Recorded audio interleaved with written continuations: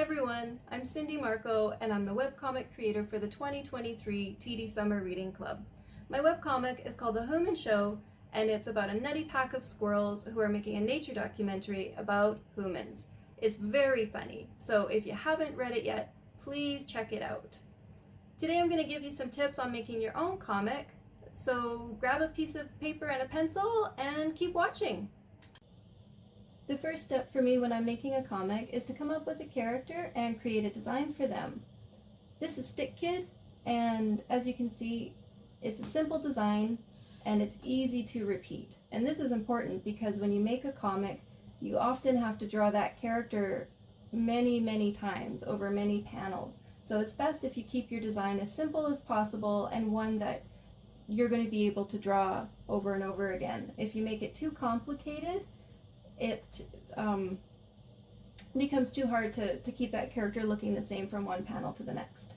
And I also like to give my characters a unique feature. So Stick Kid has these cute little prominent front teeth, and that helps to make them distinct from the other characters that I might have in the comic. I often like to base my character designs on stick figures because they're really fun and easy to draw.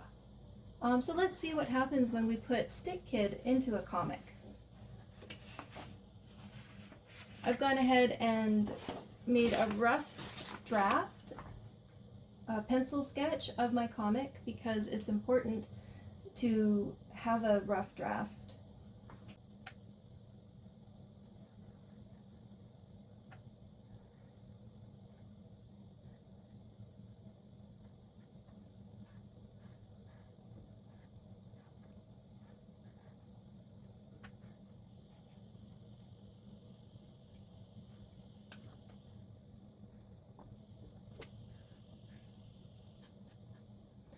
In the first panel, I've put Stick Kid in the library, and I don't have to say that Stick Kid is going to the library because I've drawn bookshelves and a librarian, so we know automatically that Stick Kid is in the library. And we need to give our character a problem to solve or a goal to achieve, and Stick Kid tells us, I need a book to read.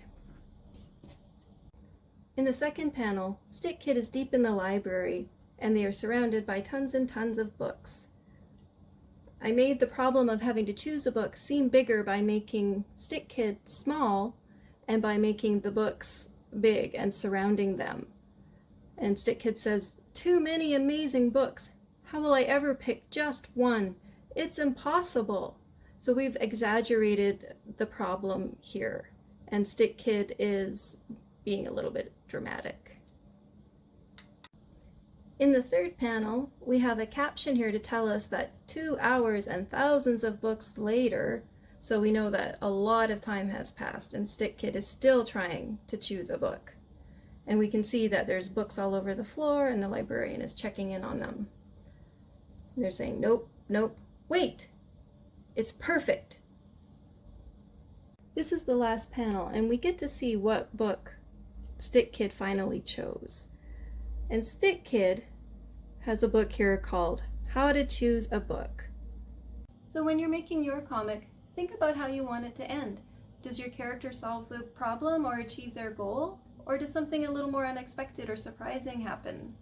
I had Stick Kid choose a book about how to choose a book, so they both did and didn't achieve the goal.